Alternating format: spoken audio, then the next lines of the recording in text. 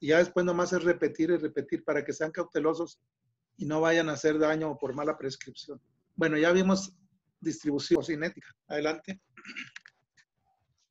Ok, y ya por último está la fase de eliminación, que pues esto puede ser por diferentes vías, ya sea a nivel hepático, renal, dérmica, pero pues la mayoría de los fármacos se van a excretar por vía renal. Entonces, hay que tener en cuenta que el índice de filtración glomerular se va a deteriorar 1% por cada año después de los 40. Entonces, aquí les puse un ejemplo de, por ejemplo, nos llega a la consulta un hombre de 90 años de edad que pesa 60 kilos más o menos y tiene una concentración de creatinina normal, o sea, de 1 miligramo por decilitro. Entonces, sacamos su tasa de filtración glomerular. Nosotros al momento de que el paciente funcionalmente en todos los aspectos y vemos que la creatinina está en 1%, en 1 miligramo por decilitro y a lo mejor no le damos la suficiente importancia que esto requiere. Pero entonces le sacamos su tasa de filtración glomerular y nos damos cuenta de que en realidad está depurando 41 mililitros por minuto, lo que quiere decir que en realidad su función renal está nada más a un 40%. Entonces, si no corregimos esas dosis o si no le damos o si no cambiamos el medicamento, vamos a correr el riesgo de causar toxicidad en el paciente. Entonces, hay que tener en cuenta todos estos aspectos en cuanto a la farmacocinética para dar un tratamiento adecuado al adulto mayor. No sé si tengan alguna duda en cuanto a farmacocinética. Supongo que no. Nada más es lo que usted ahorita insistió en el ejemplo. No le hagan mucho caso a la depuración de creatinina, porque acuérdense que hay menos proteínas y hay menos albúmina. Utilicen la fórmula. Así. Eso es lo mejor. Si se ponen a ver lo que prescriben otros médicos, se van a dar cuenta que se dejan caer y lastiman el riñón. Cuiden ese riñón. Y se acabó farmacocinética. ¿Preguntas? ¿No? Farmacodinamia. Bueno, vamos a empezar con farmacodinamia. Pues a manera de introducción, nada más recordar la definición, pues que la farmacodinamia es lo que el medicamento le hace al cuerpo, ¿verdad? El efecto que va a tener ese medicamento sobre el organismo. Los efectos de las concentraciones de los medicamentos van a cambiar conforme cambia nuestra edad, conforme vamos envejeciendo, de tal manera que la sensibilidad va a aumentar o disminuir dependiendo de los medicamentos. También este cambio pues está relacionado con la duración e intensidad del efecto en el sitio de acción. ¿Me das la siguiente, Cori, porfa? Como les decía ahorita, conforme vamos envejeciendo, pues va a ir cambiando esa sensibilidad que tenemos hacia los fármacos y por ende el efecto que van a tener en el organismo. Sin embargo, no podemos hacer una generalización, decir que conforme nos hacemos más grandes, vaya, por ejemplo, a disminuir los efectos de los medicamentos sobre nuestro cuerpo. Eso va a depender de cada uno de los fármacos. Hay unos que sí incrementan sus efectos o hay unos que disminuyen. Entonces, por eso aquí me enfoqué en poner que no podemos hacer una generalización. Y de hecho, pues en la clase, pues no abarco todos los medicamentos, pero sí los que consideré que usábamos más. Ahora, ¿por qué es importante conocer los cambios que ocurren con la edad y la prescripción de los medicamentos? Bueno, porque podemos enfrentarnos más frecuentemente a efectos secundarios o a reacciones cruzadas.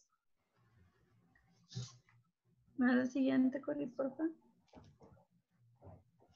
Aquí, como les comentaba, puse unos ejemplos. Lo que comentaba ahorita el doctor del diazepam es el fármaco, el efecto es la sedación y el cambio en el envejecimiento, pues es que va a incrementar su acción. Igual, hay otros medicamentos como la furosemida, que lo usamos como diuréticos, pero que su acción disminuye. Entonces no podemos esperar la misma respuesta si nosotros damos furosemida a una persona de 40, 50 años, así se la vamos a dar a un paciente ya de 70, 80 años. Hay que tener en cuenta que el efecto va a estar un poco disminuido.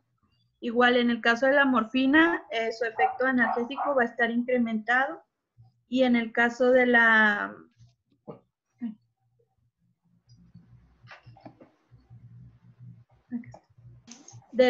warfarina, pues también va a incrementar su efecto. Entonces, pues eso también tiene mucho que ver con las dosis que vamos a estar manejándole a nuestros pacientes. ¿Me das la siguiente, por favor, Cori? Estas son más ejemplos. Por ejemplo, el salbutamol, que utilizamos como broncodilatador, disminuye su efecto. Los ARA2 aumentan. Entonces, a lo mejor podemos dar una dosis y en realidad ocasionar una hipotensión, ¿verdad? Perdón, a ver. Sí, causar una hipotensión. Mire, porque el efecto del ARA2 va a aumentar. Por eso les comentaba yo que contaran los medicamentos que utilizan constantemente. No debe de pasar de 50 a 60. Y los más comunes, pues, ¿cuál es el de todos los días? Pues paracetamol, que metformina. Entonces pónganse a leer, por ejemplo, el salbutamol. Es muy buen broncodilatador, pero ¿cuál es un efecto secundario? Puede dar taquicardia. Puede dar taquicardia. Entonces, ustedes tienen que ver cuál es el estado del adulto mayor. Da temblor. También les da temblor con el salbutamol. Entonces, los pueden ver taquicárdicos y temblorosos y luego pensar que es un hipertiroidismo o que es un Parkinson. Y entonces ya se van por otro lado sin necesidad. El salbutamol, entonces, tendrían ustedes que prescribirlo pues vigilándolo, estar seguros de que no hay otra sal mejor en caso de que haya necesidad de broncodilatador. Y así se van con cada uno de los, ya saben que todos los de la presión arterial, pues ese es su efecto. Pero como se va como potenciar por la edad, entonces mayor riesgo de que haya unos bajones rápidos de presión arterial o de que esté sentado el señor, se levante rápido y vaya a hacer una hipotensión postural, etcétera. O sea, ustedes tienen que estar comentando todas esas partes. De aquí del haloperidol, generalmente ya no lo utilizamos, pero hay todavía gente que lo prescribe como para los cambios conductuales a nivel ambulatorio. Ya normalmente lo utilizamos más en hospital, en un delirio. Pero así ustedes van viendo, tienen su paciente y pónganse a estudiar el medicamento que le van a dar. No va a haber tanto problema en la farmacocinética. Donde pueden tener más problemas es en la farmacodinamia, porque ya vimos que la farmacocinética no era tanto, tomando en cuenta más que todo la distribución y en la eliminación que utiliza en la fórmula. Pues en la farmacocinética sí, la farmacodinamia sí, porque ya van a tener que ver los efectos de medicamentos con otros medicamentos. Y entonces los receptores y otras cosas que ahorita nos va a comentar usted. Adelante. La que sigue, Cori, por favor.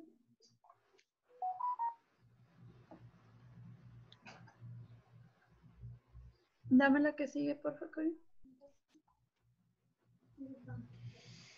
Bueno, en cuanto a los efectos, las reacciones adversas de los medicamentos, tenemos que, bueno, las reacciones adversas van a ser más probables que ocurran entre más medicamentos esté tomando nuestro paciente. Incluso, bueno, mencionaba que la OMS definía polifarmacia como el consumo de más de 3 medicamentos, sin embargo, otras literaturas lo definen como el consumo, bueno, el uso de más de 5 medicamentos. Ahora sí me das la anterior, Tony, por favor.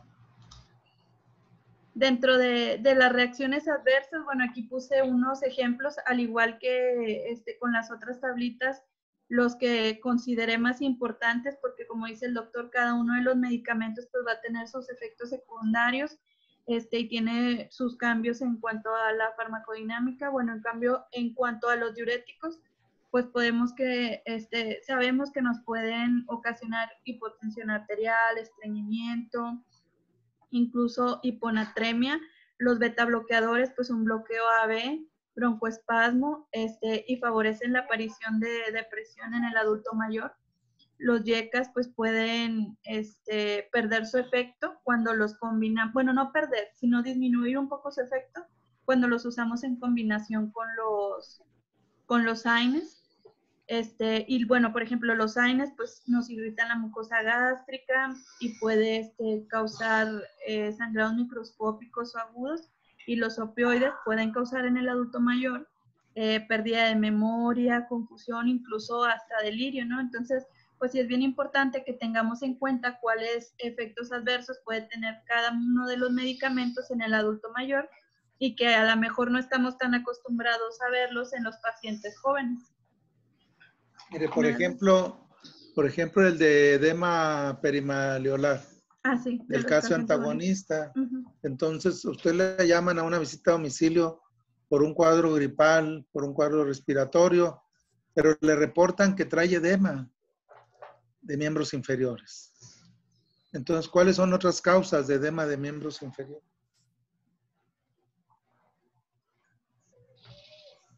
¿Cuáles pueden ser? ¿Insuficiencia cardíaca? Una insuficiencia cardíaca, ¿cuál otro?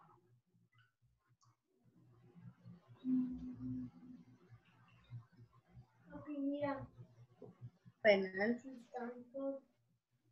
¿Cuáles otras causas? Renal.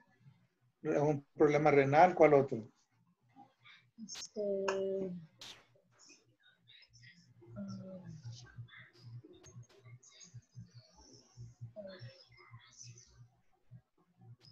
Tal vez un Cushing, ¿podría ser?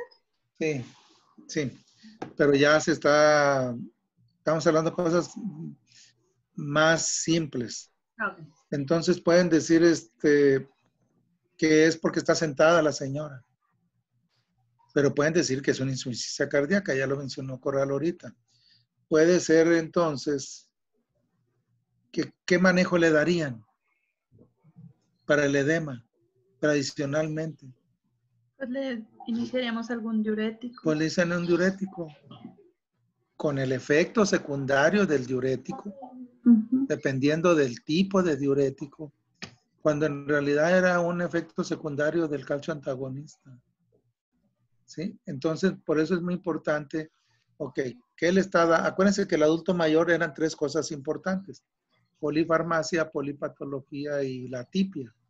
Entonces, aquí lo que hacen es revisen medicamento por medicamento.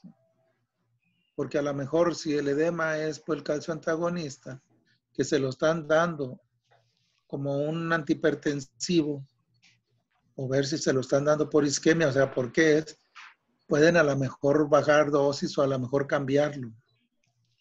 O a lo mejor explicar a la familia, ya ustedes cuando pongan en la balanza, y no dejarse caer inmediatamente con un diurético. Porque ¿cuáles son los efectos secundarios del diurético? ¿Cuáles serían? Hipotensión arterial, incluso desequilibrios hidroelectrolíticos, hipopotasemia. Y luego se van a tratar cada una de esas cosas con otros medicamentos. Y ahí le van a seguir. Entonces, revisen bien los medicamentos. Ahora, si ustedes leen efectos secundarios de los calcio antagonistas, pues lo leen 1 vez, 2 veces, y ya después ya se lo saben todos. Ahorita no tienen por qué sabérselos todos, porque apenas están entrando, como quien dice, a su área ya clínica. Acaban de salir del hospital. En el hospital, como quiera, siempre había más personas ahí en la escuela que tomaban decisiones, pero ahora ya las van a tomar ustedes. Y ahorita están en entrenamiento. Entonces vean qué va a ser lo más común para medicar o lo más común de su paciente que vean que trae medicamento. Adulto mayor lo que tiene es que va a traer polifarmacia y a veces les van a llegar hasta con 20 medicamentos, 2 diuréticos, 3 antihipertensivos el mismo paciente y varios para el insomnio. Entonces, aprendan también a dar vacaciones a los medicamentos. No hay por qué estar tratando el mismo problema con 3 medicamentos diferentes, a no ser que sea necesario. Pero ustedes revisan despacio, le van a ayudar en costos al paciente o a la institución y al mismo tiempo al paciente no le gusta tomar medicinas. Si le pueden ir retirando, adelante. Bueno, estos son ejemplos. Adelante. Adelante.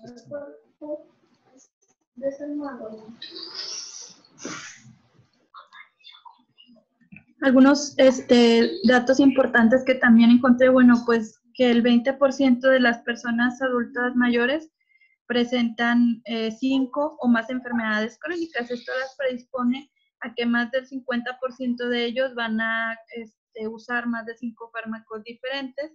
Y bueno, pues las reacciones adversas a los medicamentos van a ser 7 veces más comunes en personas de 70 a 79 años de edad. ¿Me da la que sigue, Cori, por favor? Ahorita también lo que comentaba el doctor acerca de las hospitalizaciones de urgencia, encontramos que hasta un 5% de los ingresos hospitalarios tenían que ver con reacciones farmacológicas adversas. Y hasta un 80% de estas reacciones adversas pues tenía que ver con la dosis y el tiempo de prescripción también. ¿Me da la que sigue, Cori, por favor? Aquí algunos ejemplos de efectos secundarios, por ejemplo, en el caso de los betabloqueadores, de la digoxina, de los antidepresivos tricíclicos, pues tenemos que nos pueden causar bloqueo cardíaco. En el caso de verapamil, de los AINES, de los aminoglucósidos, pues alteraciones en cuanto a que nuestro paciente pudiese tener también insuficiencia renal crónica. La levodopa, los benzodiazepínicos y los antipsicóticos podrían tener como reacción secundaria el delirium y los corticosteroides, pues fracturas. ¿La que sigue, Cori, por favor? En cuanto a las interacciones medicamentosas, pues como lo comentábamos, entre más medicamentos esté usando nuestro paciente, pues más riesgo hay de que haya alguna interacción medicamentosa. Sabemos que cerca del 40% de los pacientes adultos mayores están en riesgo de sufrir estas interacciones y muchas de ellas pueden poner en riesgo la vida de nuestro paciente. Aquí puse otro cuadrito de ejemplos acerca de las interacciones y, por ejemplo, tenemos aquí,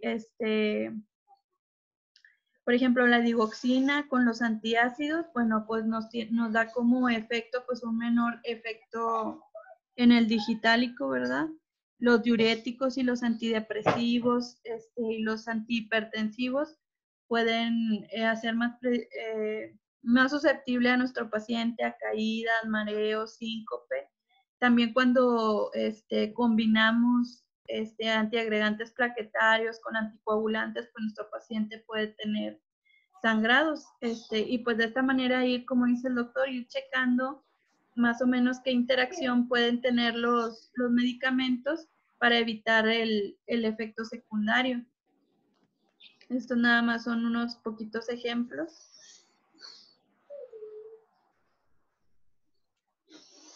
Ahora, acerca de la prescripción inapropiada. Bueno, es cuando se le da una pregunta. Ajá. Ya esta es la tercera parte. No, doctor. ¿Quién sigue? Con aspectos sociales. Yo, doctor, voy a hablar aspectos sociales. Porque esto ya va ahí, ¿eh? Ah, ok. ¿Cuántas le faltan, Sandra? Faltan como 4, ¿no, Cori? 2, 3. Bueno, dele entonces.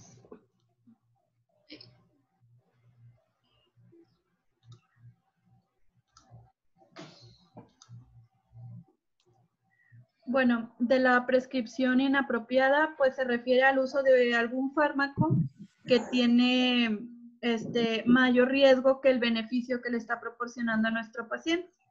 Esto también no solamente incluye en la elección del fármaco, sino en la frecuencia con la que le estamos dando el medicamento. Tenemos que hasta un 40% de los adultos mayores que viven en asilos tienen uno o más medicamentos considerados inapropiados, y de los adultos mayores que viven en comunidad, hasta un 14 o 23.5% tienen medicamentos inapropiados, y es lo que usted nos comentaba hace ratito, es lo que encontré como cascada de prescripción.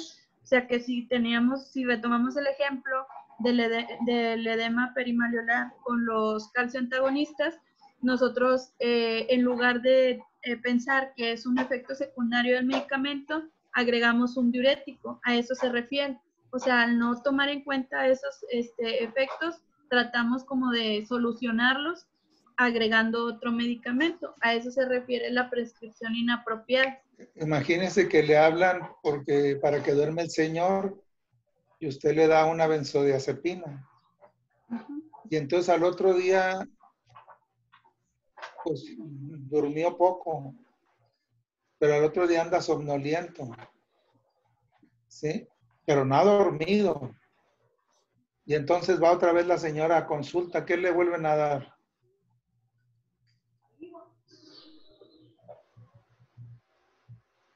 Pues es que si el señor no ha dormido, obviamente va a estar somnoliento al día siguiente. Sí. Hay que Pero ver vuelve la el familiar. higiene del sueño. Eso es lo correcto, que es lo que nos dice Sandra. Denise, pero le vuelven a dar otra benzodiazepina. A lo mejor o le aumentan la dosis de la benzodiazepina. Pues tenemos que hacer realmente la historia clínica. Ahorita lo que usted nos dice, bueno, es la higiene del sueño. Pero ojo, la cascada es muy común. Por eso les digo, escriban correctamente, con prudencia, porque están hablando de una persona de 60, 70, 80 años, de un organismo que puede estar frágil ya. Entonces, no es lo mismo que a ustedes les den ahorita un medicamento que las marea, a un anciano lo tumba. Está frágil, no tiene la misma fortaleza. Sus vasos receptores no son iguales a los que tenga un joven de 30 años. Bueno, adelante. Encontré estos ejemplos acerca de aquí los maneja como los medicamentos que siempre debemos evitar y los raramente apropiados, hablando de los adultos mayores, ¿verdad? Tenemos los barbitúricos, que son un hipnótico. Las razones por las cuales no debemos de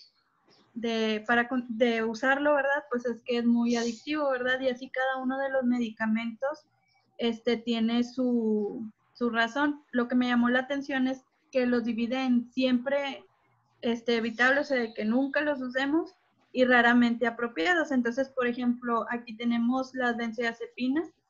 El ejemplo del diazepam es un medicamento raramente apropiado para un adulto mayor, y la causa es porque tiene una larga vida media, como ya no lo había comentado el doctor. Esta bibliografía, ¿dónde es? Ay, es Parece el año del caldo esa. No me acuerdo. Es del mismo libro, ¿verdad? Que te dije, Sandy. Sí. Hombre, estos ya son de los 70, estos medicamentos 80. Ya ahorita hay otros medicamentos que sustituyen a los que me pone usted ahí. Por ejemplo, la cloropropamida, pues ya no se utiliza. Era la que tenía una vida media más larga y por lo tanto hacían hipoglicemias. Esa desapareció. La sustituyó la glibenclamida, que también por fuera ya no se utiliza. Ustedes todavía la siguen utilizando en la institución, pero cambió a la metformina o a otras áreas.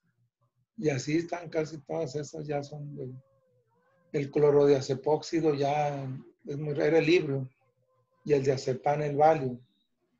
El carisoprodol es un relajante muscular, igual que el metocarbamol.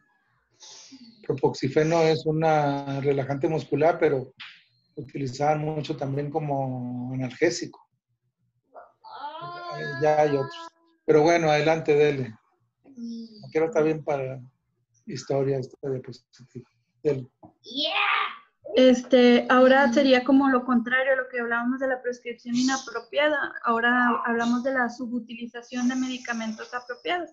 Generalmente, pues esto es a causa de la polifarmacia. Hay ocasiones en las que nuestro paciente llega a la consulta y vemos que ya tiene muchos medicamentos y lo que tratamos es de agregarle el menor número de medicamentos que se pueda, ¿no?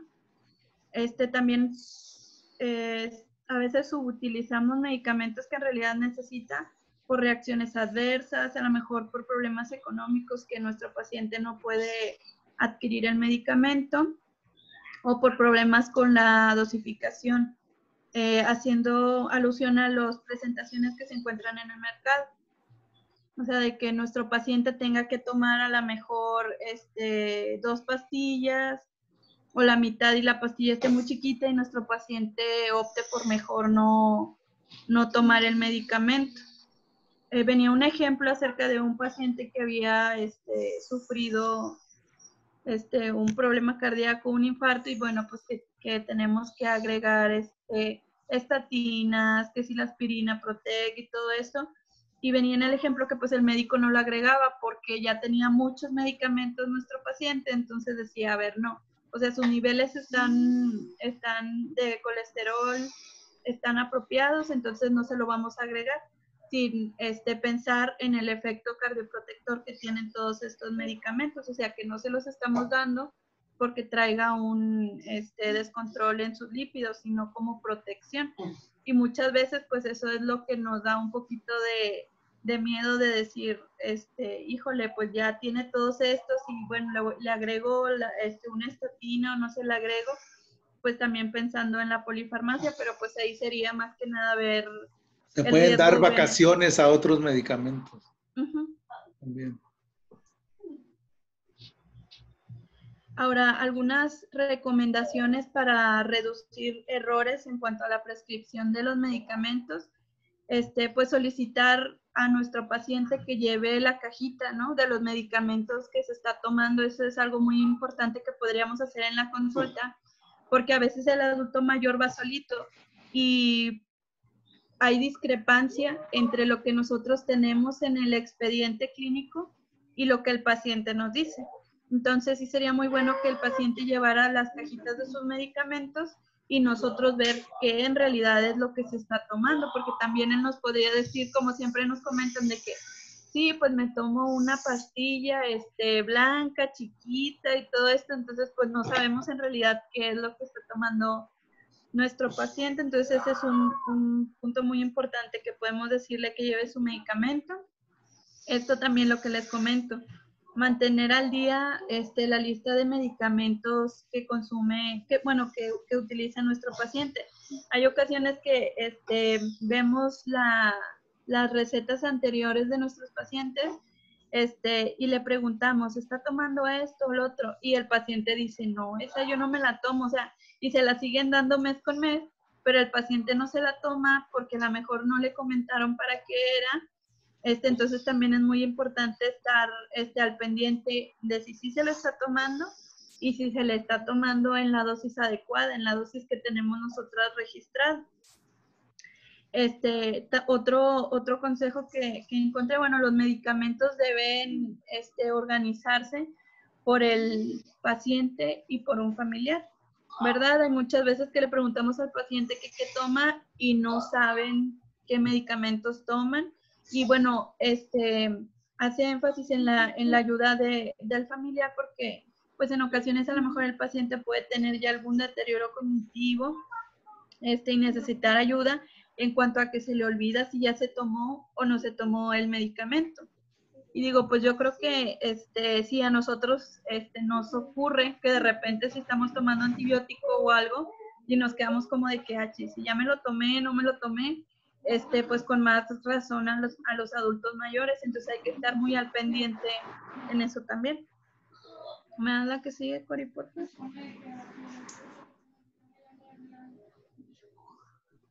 También lo que nos comentaba el doctor de darle vacaciones a algunos medicamentos, podemos descontinuar aquellos medicamentos que ya han cumplido con su labor. También en muchas ocasiones me ha tocado ver que el paciente ya va en varias consultas que lleva, por ejemplo, antibióticos.